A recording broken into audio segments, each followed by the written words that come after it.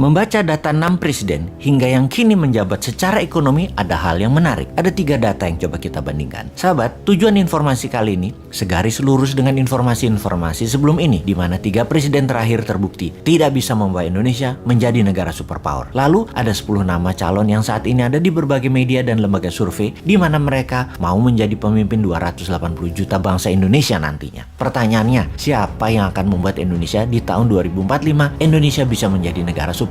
Kalau dari yang 10 nama tadi, ternyata semuanya adalah terpengaruh 3 pemerintahan terakhir mindset bernegaranya. Akankah kita memilih satu di antara 10 itu atau kita cari yang lain? Atau kalaupun mereka tidak terpengaruh, kita tanya, mana konsepnya ketika nanti menjabat? Mana rencana besar atau grand plan-nya untuk membuat Indonesia menjadi negara superpower 21 tahun ketika dirinya menjabat? Oke, kembali ke prestasi 6 presiden termasuk yang terkini. Kita bahas indeks Gini terlebih dahulu, yang kalau di bahasa sederhananya adalah bagaimana kemakmuran didistribusikan dengan mengukur jarak antara the have, orang kaya, dengan the poorest atau orang miskin. Gini rasio, kalau 0 artinya sempurna kekayaan terdistribusi, kalau 1 artinya sempurna ketidakmerataannya. Jadi semakin mendekati ke 0 semakin sempurna cara kelola negaranya. Semakin ke arah 1 adalah semakin kaya oligarkinya. 0,41 adalah indeks Gininya SBY, 0,39 adalah Pak Jokowi, 0,33 di zaman Ibu Mega, 0,31 di zaman Soeharto, Habibie, dan Gus Dur. Kemudian ada yang namanya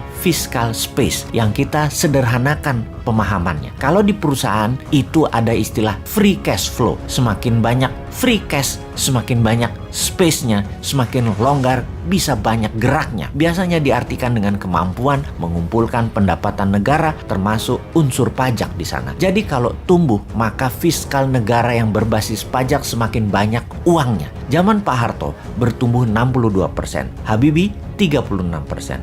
Gus Dur 45%, Megawati 34%, SBY 285%, dan Pak Jokowi 6%. Dan tidak ketinggalan pendapatan per kapita, di mana rata-rata pendapatan setiap individu untuk hidup 1 tahun itu adalah pendapatan per kapita atau dikenal dengan istilah GDP per kapita. Pak Harto selama 31 tahun tumbuh 767%.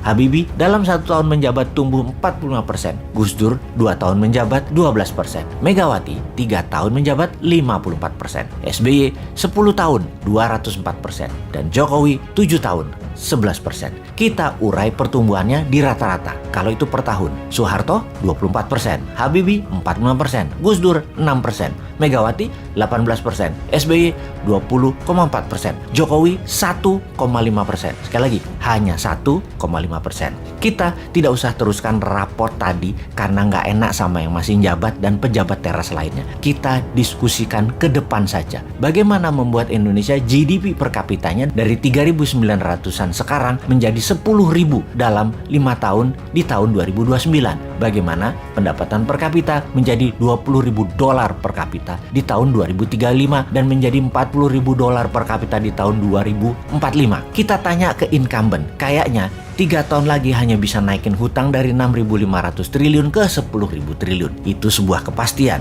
Kalau kita tanya ke 10 calon yang nanti di tahun 2024, kayaknya belum ada yang mikirin karena otaknya saat ini adalah hanya bagaimana menjadi terkenal dan disukai publik. Ketika menjabat, kumaha engke wae lah, rakyat teu ngarti. Pastinya ketika menjabat nanti, ya dalam 5 tahun, otopilot aja pemerintahannya dan kelolaan bernegaranya. Keputusannya tetap populis. Populis di mata rakyat dan populis di mata Tiongkok. Kalau New Mind jelas, printing money, bunga deposito 0%, kelolaan selat dan perairan internasional di wilayah Indonesia 100% untuk keuntungan Indonesia, seluruh sumber daya alam mineral sampai hasil akhir 100% diproduksi lokal, sehingga kita pun memiliki bursa barang jadi, spot dan future price-nya yang menentukan Indonesia untuk mineral tersebut. Pastinya 10 juta putra-putri terbaik berguru ke seluruh dunia dan semuanya telah selesai wajib militer. Mereka lah yang akan membangun dan mengelola domestic direct investment dengan printing money di KEK, kawasan ekonomi khusus. Mau ditiru konsepnya, wahai para calon,